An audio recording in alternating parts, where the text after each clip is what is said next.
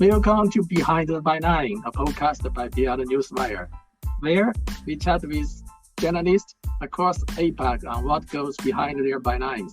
We will find out more about the day in the work life of journalists, the challenge they face, and how PR professionals can work better with them. I am Lucy, Audience Development Manager at PR Newswire. Today, my guest is Eiko Endo, reporter of the Oriental Times. Eiko is the only Japanese reporter working for a Chinese media outlet in Japan called the Oriental Times. Her work is mainly about Japan-China relations and the coverage for Chinese people living in Japan and for Japanese people interested in China. Welcome, Eiko, to the podcast. Good evening, Eiko. Good evening. So could you tell us your name and what you do? Yes, my name is Eiko Endo. After graduating from university, I studied abroad in Beijing, China. And upon returning to Japan, I started working for Chinese language newspaper, the Oriental Times.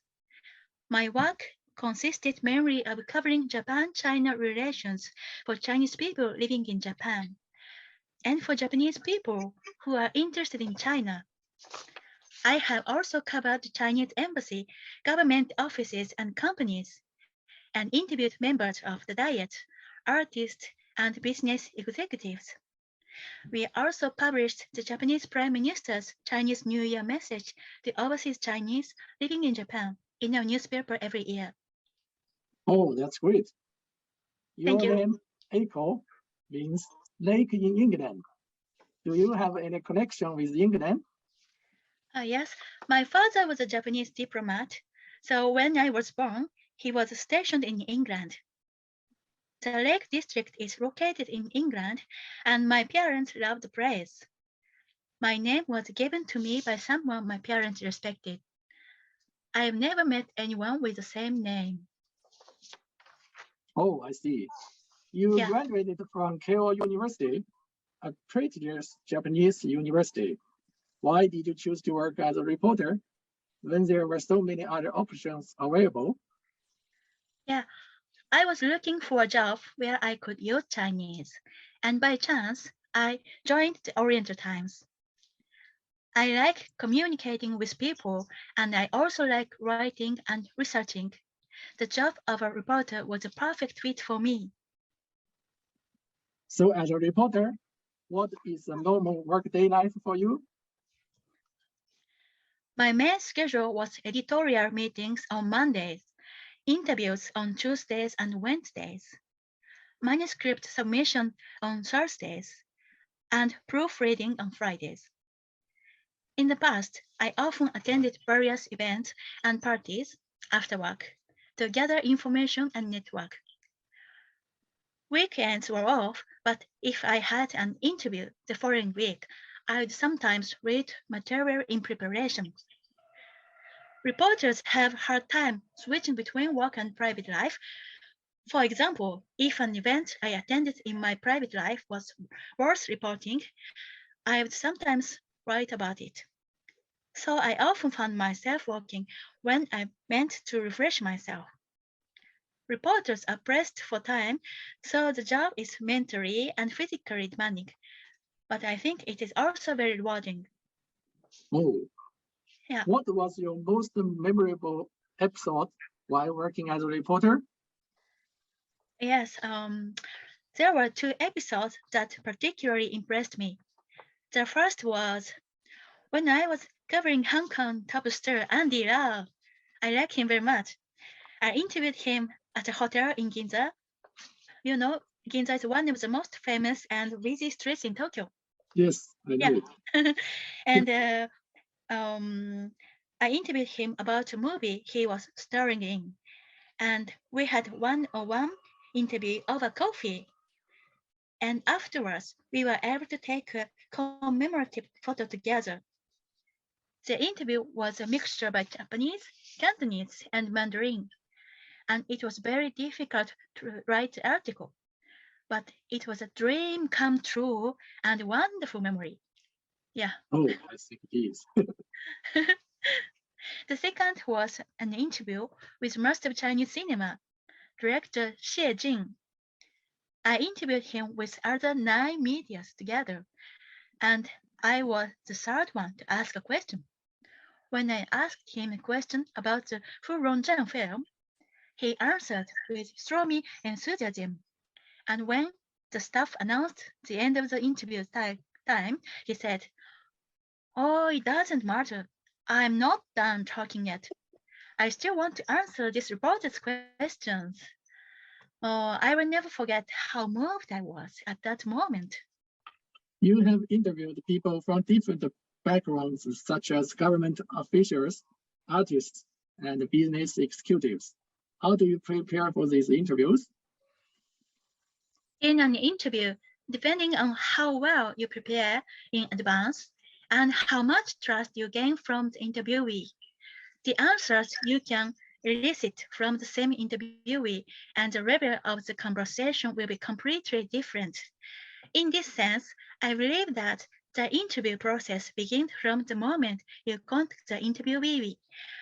One of the keys to a successful interview is to always be sincere and present, and to make the interviewee feel comfortable and trustworthy. At the same time, I believe this is a part of the preparation process.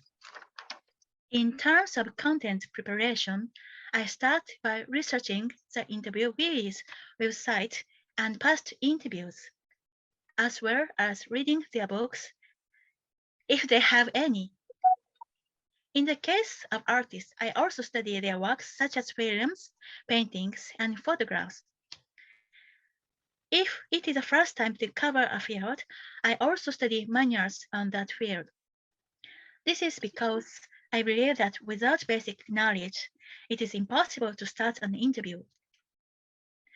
For example, when I interviewed Kabuki actor Tamasaburo Bando, I bought 3 books on Kabuki beforehand and studied them frantically over the weekend. If I can ask not only general questions, but also questions from a new point of view, the other party will feel fresh and the conversation will be very lively, which makes for a very good interview. A Chinese film director was interested in talking with me and said, "Please contact me when you come to Beijing." I was really happy when he gave me his cell phone number and said, "Please contact me when you come to Beijing and let's talk about more things." Oh, what did you gain from working as a reporter? Yeah, I used to be anxious about not being able to see the future, but through my work as a reporter, I was able to have a strong mindset that life is interesting precisely because the future is uncertain. Before I became a reporter, I never thought that I would be able to cover Andy Lau or director Xie Jing in the future. I think that being able to have such a strong heart, the experiences I have gained through my job, and connections I have made with the people I have met are the greatest treasures of my life. Oh, Yeah. that's great. And a reporter, what kind of press release would make you want to write your story? Oh, yes. There are 3 main types of press releases that I would want to write about. The first is news that is particularly important in the current of the times, such as the Olympics or political development in major countries. These are topics that everyone seems to be interested in. The second is news related to culture, such as movies, music, and art festivals. This is because I believe that cultural exchange plays a very important role in world peace. Third is new news that is not well known yet. For example, new discoveries in archaeology or new technologies in the field of science seems to be very fresh topics. Oh, so every day you should receive many releases about these 3 types. What can PR pros do to make their press releases stand out from others? Yes. First of all, since individual reporters have different interests, so I think it is important to get a good idea of what areas and content they are interested in. If you can deliver the release that the journalist is looking for, there is a good chance that it will be published in an article. Second, I think it is effective to use striking expressions and memorable words in the title and keywords of the release to attract the reporter's interest. Third, since reporters are busy and do not have time to read all the releases they receive, I think it is a good idea to include a brief abstract. If they are interested in reading the abstract, they will read the full release. If you make these 3 points, you will be able to differentiate your release from others and increase the likelihood that it will be published in an article. Oh, so what do you think about the role of press releases? Yes, I think press releases have an enlightening role, not only to meet the demand of readers, but also to proactively release what we want to tell society and what we need to tell society. Therefore, I am also interested in topics that press release companies independently choose and want to bring to the world's attention. The internet will increasingly become an age of transmission, and I would like you to actively release press releases. Lastly, what can PR pros do to maintain a good relationship with journalists? I think it's about staying in touch often and maintain cross communication. Communication leads to understanding the needs of the reporter and being able to provide useful information, and it also fosters a feeling of familiarity and trust. I believe that good communication will ultimately lead to the adoption of a release to become an article.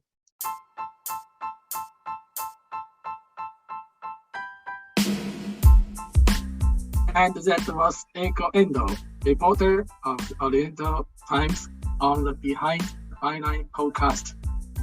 Do look out for the podcast on the PR Newswire APAC YouTube channel and on our blog and prnagio.com. We will catch up next time.